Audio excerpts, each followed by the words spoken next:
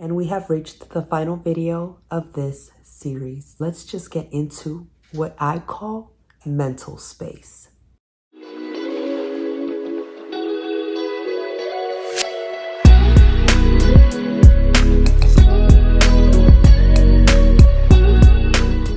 The way you feel, the way you move, the way you think is completely different. It's not uncommon to hear that your mental space changes when you have a baby. And it's not uncommon to hear that you have a great aspect to it and then a not so great aspect to it. So let's jump into the greatness. The great aspect is that you have a new love. Your heart is literally beating outside of your chest. You gave life. You gave life to a beautiful child, a child that is connected to you forever. You have a child that you can teach, that you can pour love into, and also have peace knowing that when you're no longer living, you still have a piece of you walking around through this lifetime. Some of the not so great aspects would be that sometimes we get lost in it. Action, the pouring into, the teaching, the correcting, the making sure that you set them up for success. Now, I'm not saying that's bad. You want to be able to pour and give into your child because at the end of the day, like I said, we're not living forever. And so if we're blessed to have a child, we want to be able to give them everything that we learned so that they can go about life and be, if not more successful than what we were, smarter than what we were, kinder than what we were. And so as great as that is, because we're always pouring into the child, we may forget about ourselves. And so I had my first daughter when I was 26. And when I had her, I had just started my master's degree and I met the love of my life. And I was in the gym for the first time in the 26 years of my life. At that moment, before I had her, before I knew that I was pregnant, everything felt so perfect. I was satisfied with my job. I was satisfied with my love life. I was beyond excited to jump back into school and pursue a higher degree of learning.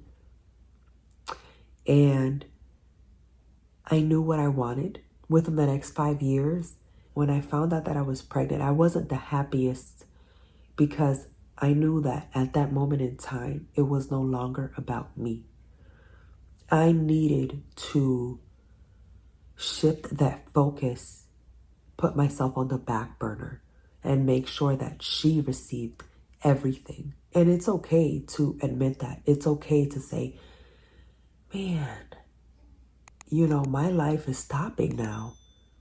I wasn't ready for my life to stop. And so 7 years later, after having 3 more children, I still think about that, I still think where I was in my life before I had her. Now, would I ever give her up? Of course not. Would I ever give up any of my other children that came after? Of course not. But there is a shift that happens. And so after having her and in the mix of learning how to be a mom and finding a routine that works for her, for me, so that I can continue to pursue my degree was very challenging. I lost myself in between being a mom, being a better wife.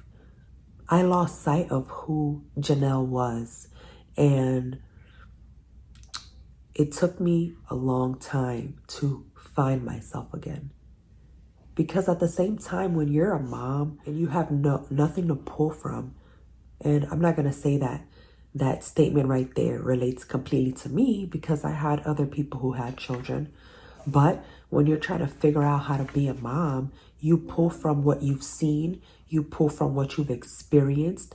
And so you're just trying to figure it out. In between figuring it out, I had postpartum depression. And so that's something that I didn't know how to deal with.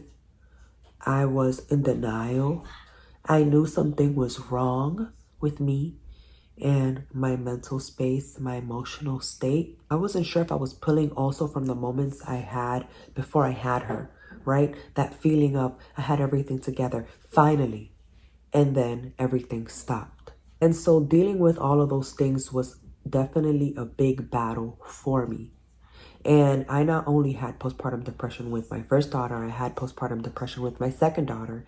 And it was more so because I was working 12-hour shifts. I barely had any sleep. I barely got to spend as much time as I wanted with her. You know, I was going through a lot at that time. And so a lot of things that wasn't going right, I would say also played a factor in that postpartum depression. And I would say being mentally strong is so important. It's important to make sure that you prepare yourself when you are going to be a mother. It's important to continuously pour into yourself when you are a mom. And when I say pour into yourself as a mom, that means taking time out of your day. Even if you're starting with one activity a day, pouring into yourself, finding things that you like. Because over the years, if you're constantly pouring into your kids without pouring into yourself, that doesn't mean finding other people to pour into you or allowing other people to just pour into you and you not feeding yourself. You are responsible for yourself, your emotional state, your spiritual state, your mental space. You are responsible for that. And you have to take accountability for that. And you have to take every ounce, if it requires every ounce of you, take every ounce and feed yourself so that you keep your cup on full. And if you're not there yet to where you're keeping your cup on full, at least pour into yourself so that it has something in your cup. Okay? Because kids, as much as we love them, can drain your cup. They can drain your energy. They don't know what you're going through as an adult. And so you don't want to tell them what you're going through as an adult. You don't want to dim their light, dim their innocence. But because they don't know what you're going through, it's important for you to always do your best to just keep yourself good. You may lose your cool, yes. It's known to happen multiple times as a parent because you're figuring it out. There's no rule book to being a parent. But when it comes to your mental space, it's important that you take the time out for yourself. The biggest battle is letting go of what we were working on to start a new journey with them. And I'm going to read that one more time. The biggest battle can be letting go of what we were working on to start a new journey with them. For myself, for 26-year-old me, I didn't let go. I still haven't let go. The goals that I had back then is still on my to achieve list. I did earn my master's degree.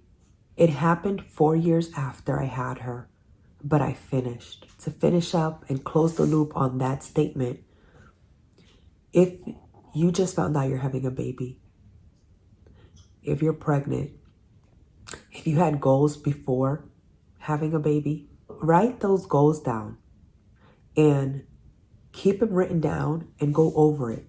Revisit them.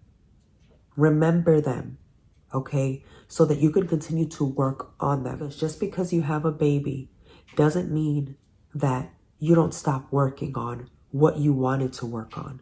It's still possible.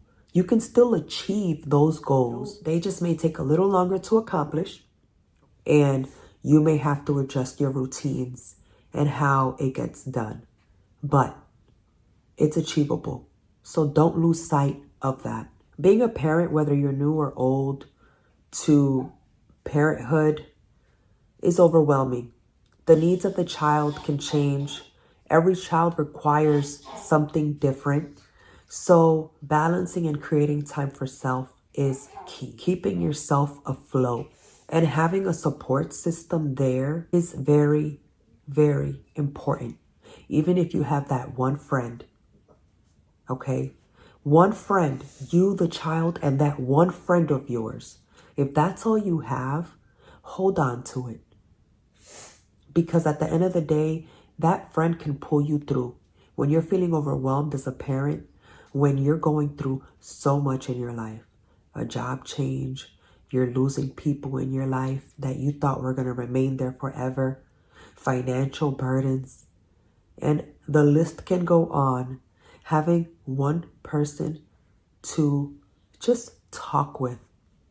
You don't have to dump all of your issues on them, but having just one person there that you can talk to, free from judgment, where they can pour into you and you can pour into them, even just a little bit. It helps you get you through the day. And getting through the day, one day at a time, can help you get through the week. And getting through every single week, each week, will help you get through the month. And after each month, you will get through the year. And as the year goes by, your child will grow. Your child will not be as needy as they were when they were first born. Your child can talk. Your child can walk. You can feed your child solids. All of those things make a huge difference and can alleviate that initial load when you have a baby. But even if, like I said, you have kids and they're grown, it's more challenging because they're dealing with more. And you as a parent are dealing with a lot of things already. And so it's just important to always make sure that you keep your mental space on an even platform. Try to keep it as balanced as possible. It's not going to be all kumbaya. I got it all figured out. No.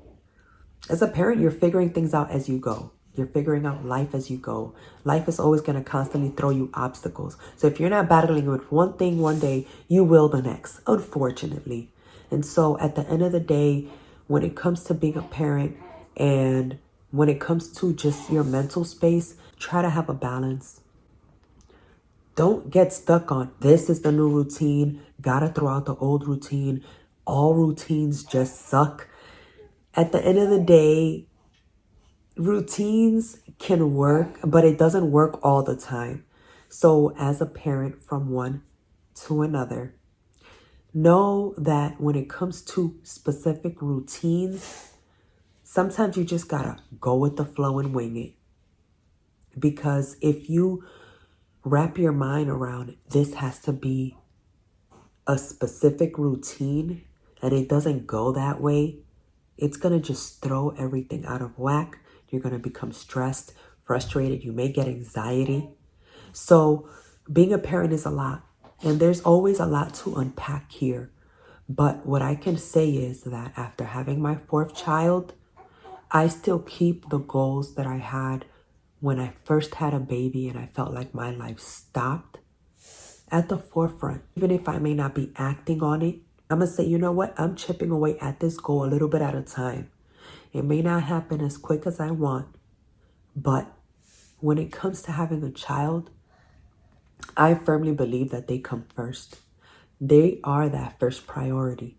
It's important to give them your best, but don't be afraid to socialize, take out time for yourself, grace, and do what makes you happy because you don't want to lose yourself after you have a baby.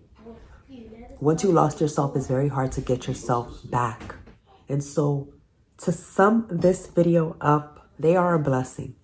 And it's important to not only continue to fulfill our purpose in life, because we all have a purpose, but also to assist them in helping them fulfill theirs. At the end of the day, I think that they're also here to help us grow, to help us find areas for improvement within ourselves and bring us much joy and happiness in our lives, especially during times of sorrow and stress. So I really hope that you guys enjoyed this video. When it comes to talking about mental space, it is a topic that can be broken up into so many different areas, and a whole video can be dedicated to those areas, like postpartum and how to cope with being a mother or just a parent in general, how to not lose yourself when you have a child. It's a plethora of topics, but I really hope that you guys enjoyed this series. I hope that this video gives you inspiration. I hope that this video gives you joy. I hope that this video can inspire you to just keep going and know that you're doing a great job while you're figuring things out along the way.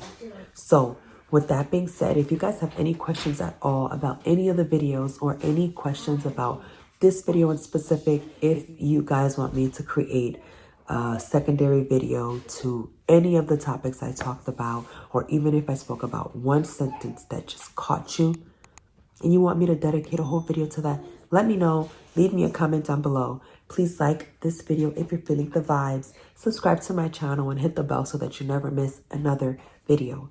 Peace, self, positive vibes. Much love to you, and I'll catch you guys later.